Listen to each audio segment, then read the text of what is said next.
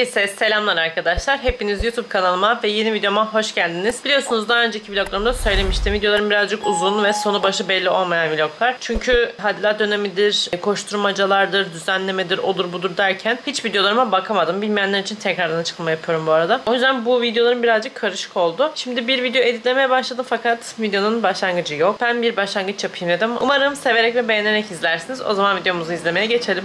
Yemek faslına geçtik arkadaşlarım. Şimdi hemen yemeği hazırlayayım.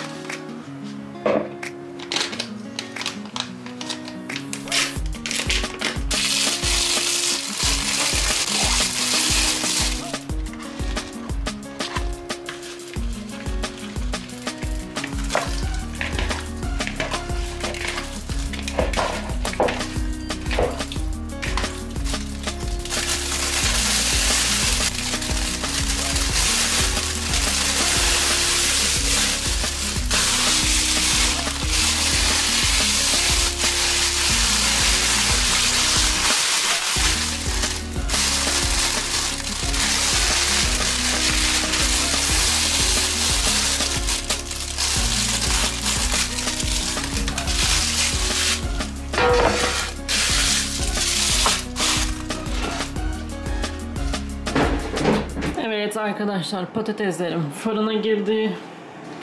Reels de çekiyordum bir yandan, o yüzden orasını size çok detaylı göstermedim. Soslu tavuğumda airfryer'e girdi. Ay 15 dakika ayarlamışım ya. 15 dakikada olmaz. 190 yapayım. Ben 35 dakika yapıyorum arkadaşlar.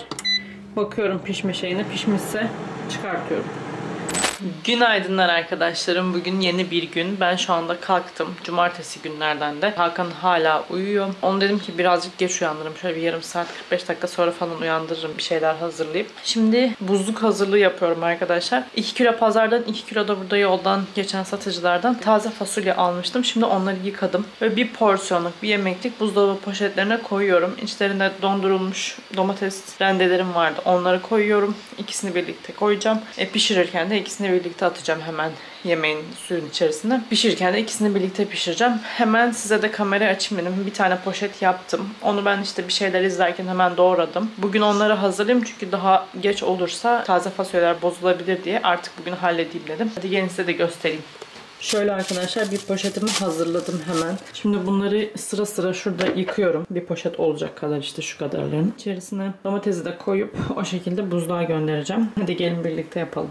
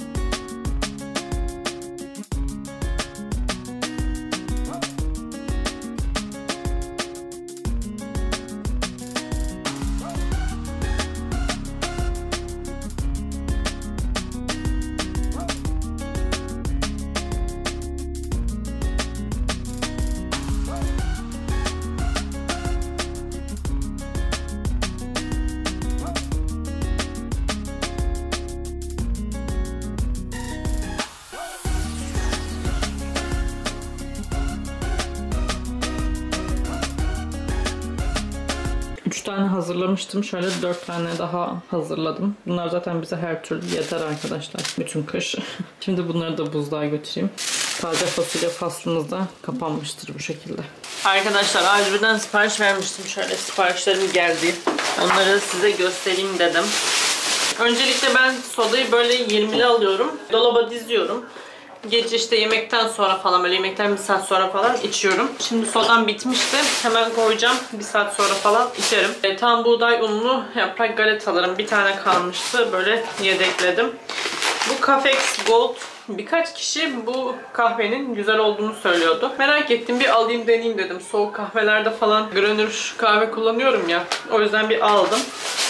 Normalde ben Jacobs kullanıyorum. Bir tane Jacobs'un aldım. Ama bu toz gibiymiş. Acaba granül değilmiş. Olsun, ben bunu da kullanırım. Sonra bir tane süt aldım. Etimeğim bitmişti. Etime aldım.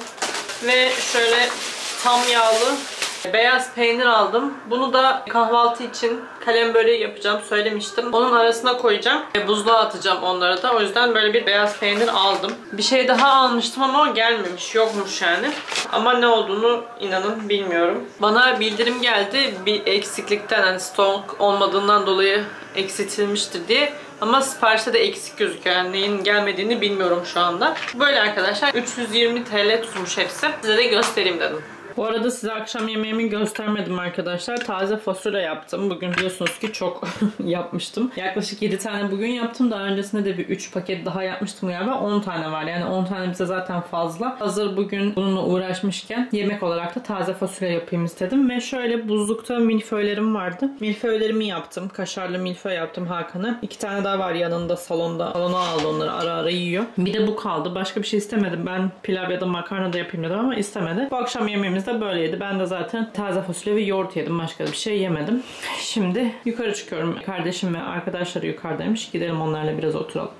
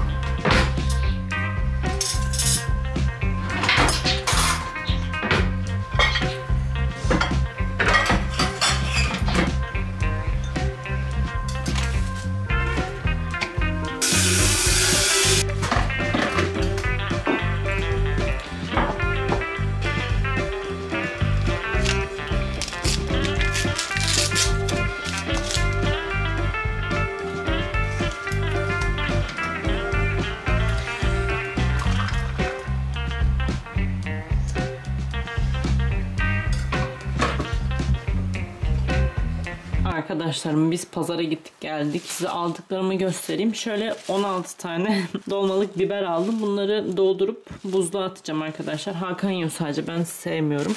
Roka aldım. Bayağı uzun zamandır roka maydanoz almıyordum. Bu pazarda vardı. Şöyle maydanoz var, salatalık var. Domates aldım, bir de kabak aldım. Şurada da limon var. Burada yumurta var. Aldıklarım bu kadar. Yani çok bir şey almadım. Şimdi bir tane tarif var. 3 tane salatalık, yoğurt, işte baharat, pul biber falan filan içine koyuyorsunuz. 3 akşam galiba onu yiyorsunuz. Böyle detoks gibi bir şey aslında. Direnç kilosunu kırmak için. Ben de o tarifi bugün yapacağım. Çünkü zaten 2 gündür misafir vardı. Kardeşimin arkadaşları, dün söylemiştim. Yukarıdaydık ve birazcık abur cubur tarzı şeyler, kuru pasta gibi şeyler yemiş olabiliriz. Tuzlu kurabiye falan. Hani en azından böyle bir detoks olsun. Çünkü zaten yoğurt, salatalıkta çok fazla su, çok az kalori içerdiği için çok daha iyi olur benim için diye düşündüm. Şimdi salatalarımı hazırlayayım. Yoğurdumu da koyayım. Bu salatalı yemeğimi yemek değil aslında da akşam yemeği yerine onu yiyeceğim. Onu yapayım.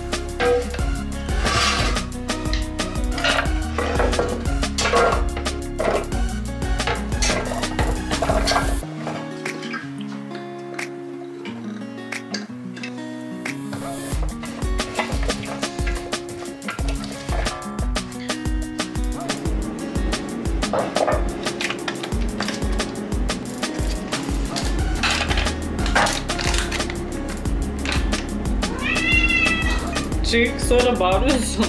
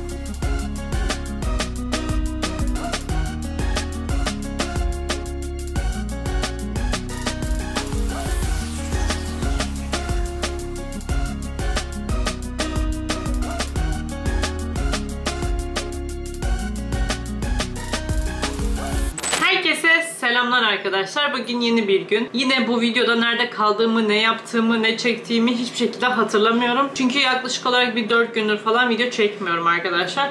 Yine bunalım dönemindeyim. Havalar soğudu, yağmur falan yağdı birkaç gün. Kapalıydı. Hava kapalı olunca benim de modum kapalı oluyor arkadaşlar. Yani herhangi bir sorun sıkıntımız yok çok şükür ama biliyorsunuz benim böyle bunalım dönemlerim oluyor. Yine o dönemlerin birindeyim. Canım hiçbir şey yapmak istemiyor. Aslında bu Türkiye'nin genel haliyle alakalı. Her gün duyduğum işte kötü haberlerle, gördüğüm kötü haberlerle Türkiye genelinde bunlarla alakalı modum düşüyor, moralim bozuluyor. Birazcık canım hiçbir şey de yapmak istemiyor ama tabii ki evin işlerini yapıyorum. Yani süpürgesidir, temizliğidir, yemeğidir, o sudur, bu sudur. Onları tabii yapıyorum. Bu hafta Hakan'da gececiydi. Yani akşam yemeği menü olarak yapmadım. Şu anda da elimde dün kardığım kıymam, yani köfte karmıştım. Kıymam vardı. 3 tane falan dün yapmıştım. Bugün de elimde yine 4 tane var.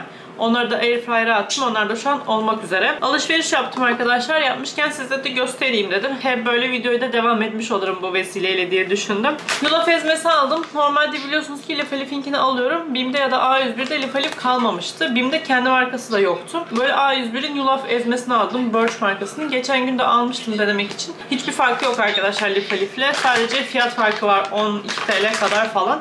Şöyle 2 tane aldım. Bugün yulaf günümdü ama elimde muz yoktu. Yani vardı da muzlar bozulmaya başlamıştı. Dün brownie yaptım arkadaşlar. Diyet brownie. Yani daha doğrusu diyet değil de rafine şekersiz brownie yaptım.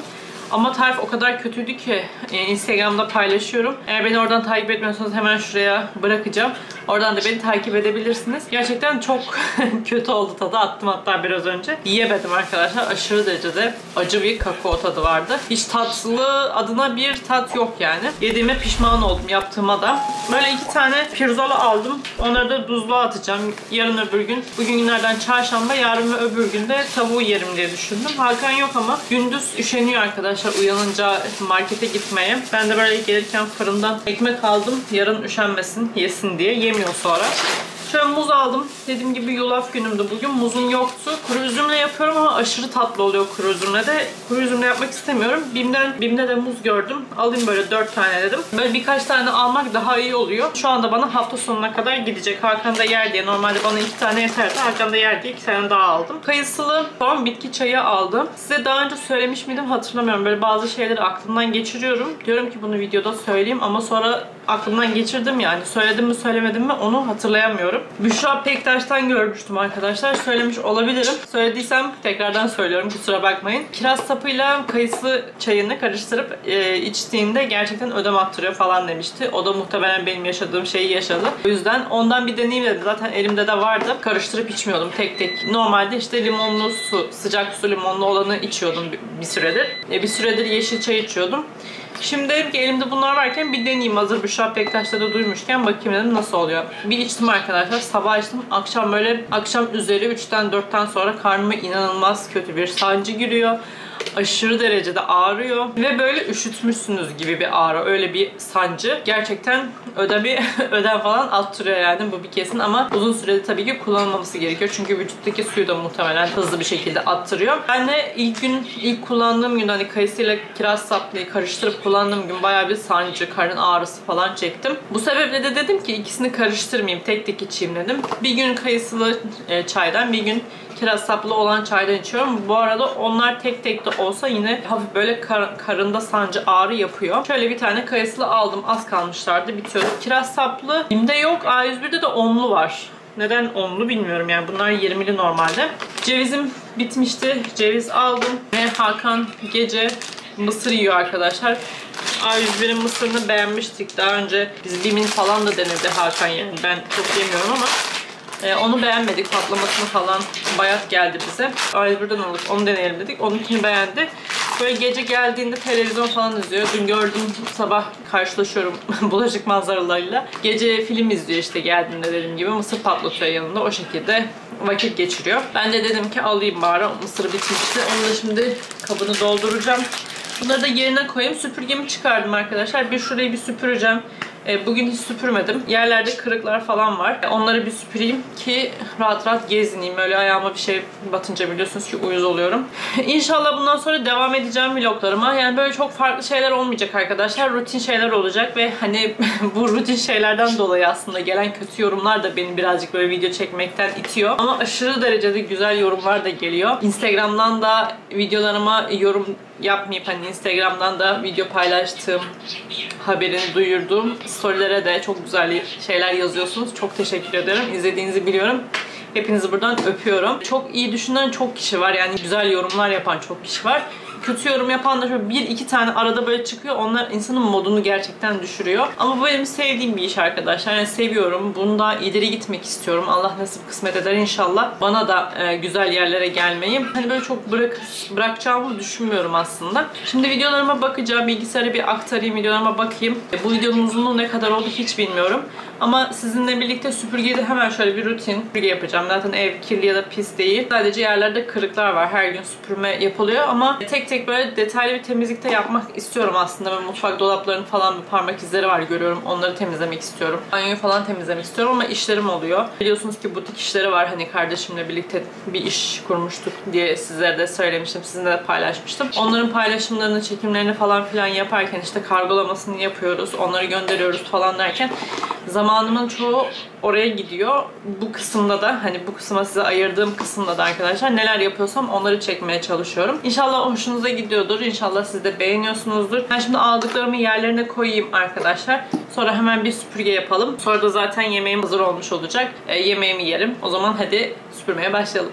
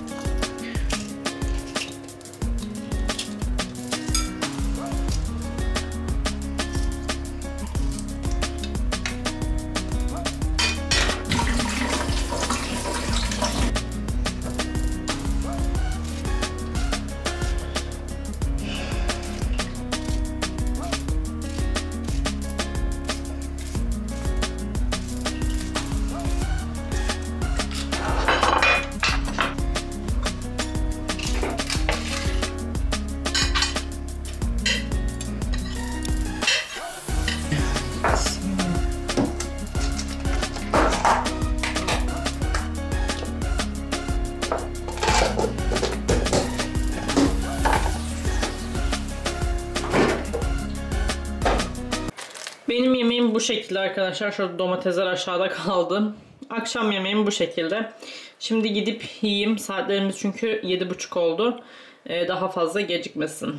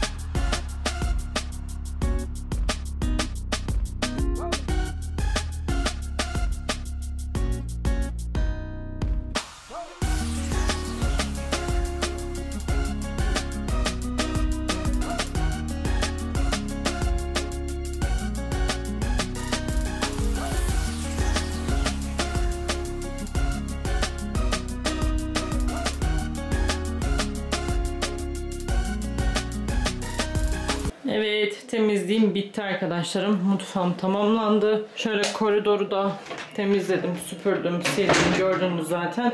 Oda parfümünü de sıktım bu arada. Yatak odası da toplu. Çok güzel bir şekilde. Buranın da ışığını kapatalım. Sonra salonda çok güzel bir şekilde toparlandı arkadaşlarım. Bu sandalyeyi birazcık böyle masayı öteye çekince bunun kılıfını yıkamaya attım arkadaşlar.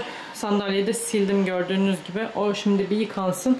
Bu arada bakın, görüyor musunuz masamın ayağını? O ayaklar arkadaşlar değişecek. Tekrardan bu işte ne kaplama oluyorsa bilmiyorum, onu kaplattıracağız. Masanın tüm ayakları. Gerçi diğer ayağında bir sıkıntı yok. Sadece bu ayağında üstünde soyulmalar vardı. O yüzden bu şekilde böyle kötü gözüküyor şu anda. O kaplanacak. Sonra şöyle döndüğümde bu bilgisayar kısmını görmüyoruz arkadaşlar. Biliyorsunuz orası benim iş yerim. Diğer kısımların hepsini çok güzel bir şekilde topladım, süpürdüm, sildim. Ve orkideme de bakıyorum arkadaşlar. Çiçek açmıştı, söylemiştim. Güneş görmesi gerektiği için onu bir sehpanın üzerine koydum. Biraz yükselttim yani cama doğru daha yakın olsun diye. Direkt değil de perdenin arkasından güneş görmesi gerekiyormuş. O yüzden onu birazcık tamamen camın önüne değil perdenin arkasına koydum. Şu anda görüyor musunuz bilmiyorum ama şöyle göstereyim yakından. Sararan yapraklarını, 2 tane sararan yaprağı vardı. Çıkarttım arkadaşlar onları. Alttan şuradan 2 tane, hatta diğer taraftan da bir tane daha küçük yapraklar çıkmış. Bunun nasıl büyüyeceğine dair bir fikrim olmadığı için onları ayırmam gerekiyor mu, ne yapmam gerekiyor gerçekten hiçbir fikrim yok. Araştıra öğreneceğim arkadaşlar ben de. Öğrendikçe de uygulayacağım. Bu şekilde böyle şu anda çok güzel bir şekilde büyüyor. 2 tane yaprağı dediğim gibi sararmıştı. Onları çıkardım. Herhangi bir sorun, sıkıntı teşkil etmesin diğerlerine diye. Şu anda böyle çok güzel gidiyor. İlk geldiği fotoğrafa baktım arkadaşlar. 3 tane çiçeği varmış. Şu anda iki yanında da 5'er tane var. Şurada aslında küçük bir tane daha vardı. Tomurcukken çıkıyordu. Leo mu artık bilmiyorum, o koparmış. Kendi mi kopmuş, Leo mu koparmış bilmiyorum. Yerdeydi onu gördüğümde. Yani o artık koptuğu için zaten bir herhalde daha tekrar çıkmaz diye düşünüyorum o kısımdan. Yeni çıkarma ama inşallah çıkar. Yani bu şekilde rutin temizliğimizi de sizinle birlikte yapmış olduk arkadaşlarım. Evde mis gibi parfüm kokuyor şu an. En sevdiğim koku gerçekten temizlikten sonra bu oda parfüm kokusu. Ve mis gibi oluyor. Şimdilik o zaman ben size burada veda ediyorum. Kapanışta görüşmek üzere. Ve bir videonun daha sonuna geldik arkadaşlarım. Umarım severek ve beğenerek izlemişsinizdir. Videom böyle sessiz vlog tadında oldu. Çünkü sessiz kısımlar sesli kısımlara nazaran çok daha fazla. Ve hani benim içime sinen tatlı bir video oldu bence. Umarım siz de sevmişsinizdir. Beni takip etmeyi, abone olmayı ve videolarımı beğenmeyi lütfen unutmayın. O zaman bir sonraki videoda görüşmek üzere. Hoşça kalın.